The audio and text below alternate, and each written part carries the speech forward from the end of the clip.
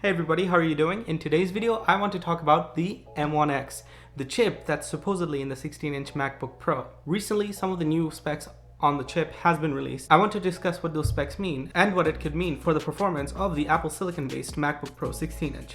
Over the last couple of weeks, we saw Apple kind of disrupt the CPU market with the Apple Silicon chips. The new MacBook Air, the new MacBook Pro 13-inch, and the Mac Mini all have chips inside that are vastly superior to their Intel counterparts. Compatibility issues aside, in terms of raw numbers, the performance of the new chips are really good. The one main concern I had is Apple actually going to be able to scale up this performance for their more prosumer customers? The ones that would buy the MacBook Pro 16-inch versus the 13-inch, or the Mac Mini, and eventually perhaps even the iMac or the Mac Pro. So looking at the new chip, it's supposed to have 8 high-performance cores and maintain the same 4 high-efficiency cores that are in the M1 based MacBook Air and Pro right now. This means that we can expect in low workload scenarios for the chip to sip on power. Mind you, that's not the only thing that determines your battery life, but it does account for a significant amount of power usage when you are running the chip.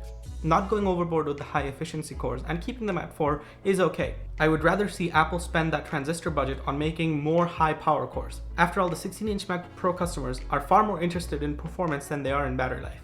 Although with the 4 high efficiency cores, you're still going to be able to get decent battery life out of the machine. There's many reasons for this. ARM-based architecture is far more efficient. The process node that the M1 chip and likely the M1X chip is going to be manufactured on is 5 nanometers versus the 14 or soon to be 10 nanometer process node that Intel has. So we expect that the performance is going to improve somewhat there. So now let's move on to the high performance cores and what the implication is of putting 8 high performance cores versus 4 in the MacBook Pro 16-inch.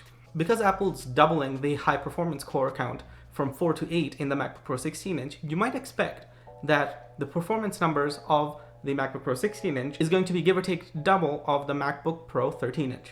Most likely this will be an actively cooled device, drawing a little bit more power, but it doesn't necessarily mean that we can expect double the performance of the MacBook Pro 13-inch. One of the main reasons why that might be is the thermal and power limitations. But because they don't want these to be issues, they likely designed their chips to sip on power a lot more. What does this mean? This means that adding 4 cores that also need to draw some power means that you're doubling the wattage requirement from your battery. This in turn will produce more heat for you to dissipate, which means you'll have to either have more fans or have the same fans ramp up higher to get the same cooling. These are the laws of physics. Even Apple can't break those. So the new chips are going to take a little bit more power than the M1, but also provide a little bit more performance than the M1. But because it's on a 16-inch body, the cooling is also expected to be better. So I wouldn't be surprised if Apple is able to more than double the wattage requirement on the new chip to get a little bit more than double the performance out of it. And imagine this, if you're able to get more than double the performance of what we can see on the MacBook Pro 13-inch, Apple already claims that they have the best single core producer on the market. And my interpretation out of that is that they're able to get the best number of instructions per clock out of their CPU. That just means that for every gigahertz their CPU runs at, they're able to do more. And that they're able to do that more efficiently. So if that ends up being the case, the new MacBook Pro 16-inch is going to set a new gold standard for pro-level laptop performance. By the time that the MacBook Pro 16-inch releases, I expect that a lot of the compatibility issues that we're seeing today are also going to be sorted out.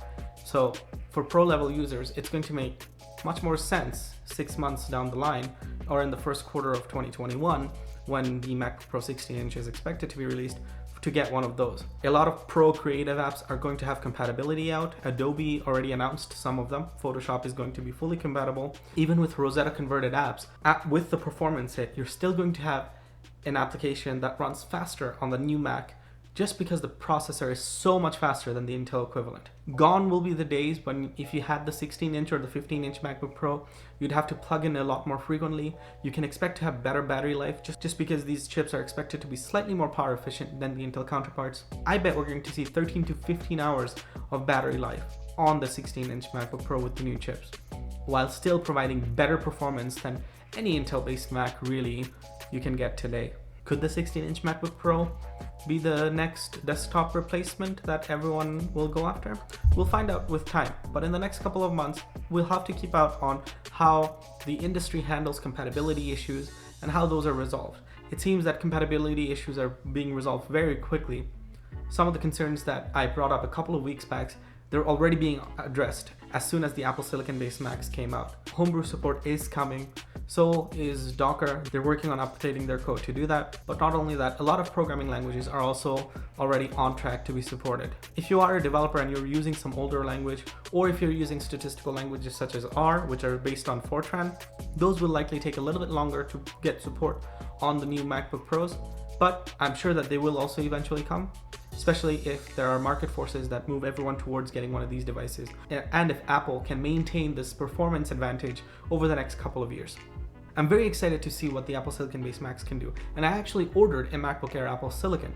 I will be testing that out with creative applications as well as developer tools. Make sure to subscribe to the channel and hit the notification bell if you want to stay updated for when I come up with those videos. And drop a comment on what you think the performance of the 16-inch MacBook Pro with Apple Silicon is going to look like. Thanks for watching. That's everything I have for you guys today. And remember to always keep learning. Bye-bye.